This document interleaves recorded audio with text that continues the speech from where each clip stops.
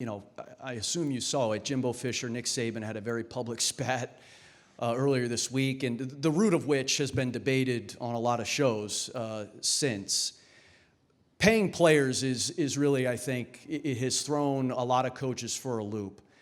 I guess I would ask you this plainly. Are you of the belief that college athletes should be paid, and if you are, in what form? Well, I think everyone should be paid for what they earn. And so NIL is not about paying, it's for somebody feels that they are going to give this youngster money and get something in return. Now, it can go to a different level where whoever's paying doesn't expect much in return. But that's up to the person paying. And so it's NIL, I'm all for it. I think no one has a complete understanding of it. But NIL, name, image, and likeness, means that any college athlete can earn money based on their name, image, and likeness. Now, who interprets that? The NCAA, it's impossible for them to interpret it, because for them to interpret anything, everybody's the same. Everybody, well, they're not, and they never have been the same, and they've never adjusted along the way. So if somebody at a school has it's not the school giving the money. People need to understand that. It can be an individual, it can be a company, it can be a thing called a collective, where a group of people get together, put a bunch of money in, and they provide it for athletes of different sports. And they can provide it. There's no cap. There's no cap. So when NIL was introduced, people thought of it, well, yeah, if they go out and speak, or they go out and do this, or they can do a commercial, and it was very, that seems simple. Well, people who make money never do simple things. They look at windows of opportunity. So the NCAA has been hit with a tsunami of entrepreneurship. A tsunami. They cannot handle it. And so the current structure that we're dealing with now is outdated and cannot handle what's going on in college athletics. So I think NIL, Chris, is terrific, and I think it's the impetus for change. It's the impetus for restructuring. It's the impetus for trying to figure out and putting liked sports and needs schools in one area, per sport maybe, and other people who have liked in another area. Right now, I mean, the NCAA is very socialistic. Everybody's the same. Everybody's not the same.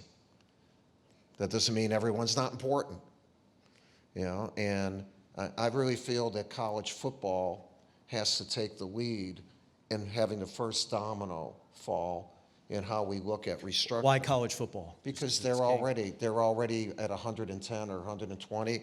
They have their own playoff thing. They have a mechanism. They have a group that already meets on things like that, and they make the most money.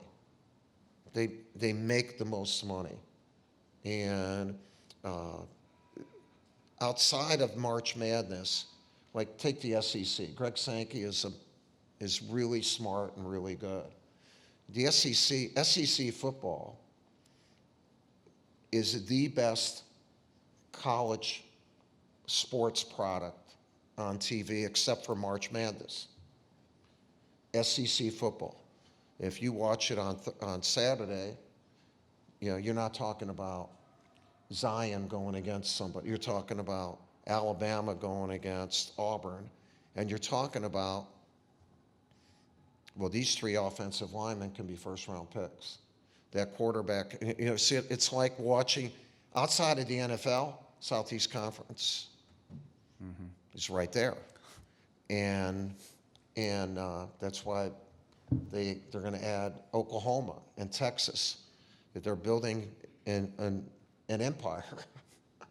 And I would hope that it's not a separate empire, but it serves as a base for the other power conferences, at least, to start doing something in restructuring. And then I think men's and women's basketball has to come together and form another entity. And where we, in the history of the NCAA, a college basketball coach has never been in the room where it happened. A college basketball coach has never represented what needs to be done for players or the sport in front of a group that was going to vote on it. Ridiculous. Ridiculous. And in the early 1990s, I mean, Brian Davis, Thomas Hill are here. They were able to go out and speak at camps. They could make $500, $400. The Carolina kids would then go to that camp. You know, all the ACC schools, a kid could make $10,000, $15,000 during the year and actually public speak and whatever. The Fab Five at Michigan went out. They not only spoke, they signed autographs. And all of a sudden, the NCAA said, well, they can't do that. And they put the kibosh to it. At the same time, they restricted the number of hours coaches could work with kids. They were like, you can't make money, and you can't work with them, and you can't do any of that stuff. That was the start of NIL.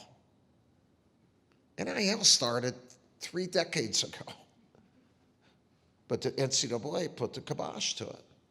And so imagine if the iterations per year of what that would mean, and then you would be able, as an organization, adapt to those iterations. Instead, you do nothing for 30 years. So you're a flat line, and all of a sudden there's a straight line, a perpendicular line up. You have to go up to that line. Impossible. It's impossible. And they're at fault. Nothing against Kodak. Do any of you have Kodak cameras? It's Kodak. It's whatever Edsel or 8-track tapes or whatever. It's, come on. It doesn't work anymore. And it doesn't work anymore. But then who do you bring in the room to decide how it's going to work? And by the way, who's in charge of the room? We are right now a boat without a paddle. And I'd like to see football paddling and see, because they're ahead and they're also more powerful. And what do you do? And then let's see how we can move along with this together. It's a time to do that. But it's not like climate change, which is very important, where you bring 25 countries together, the leaders of those countries. Who would you have in the room to decide all this? I don't know. You know what? Nobody knows. So create another room. Create another room. I think that's what, I don't have the solution, but those people who are in it, and by the way, I don't have skin in the game anymore, but I hate what's happening with college athletics. Yeah. And I'm all for the rights of the student athletes and for them to do as much as they can. Yeah.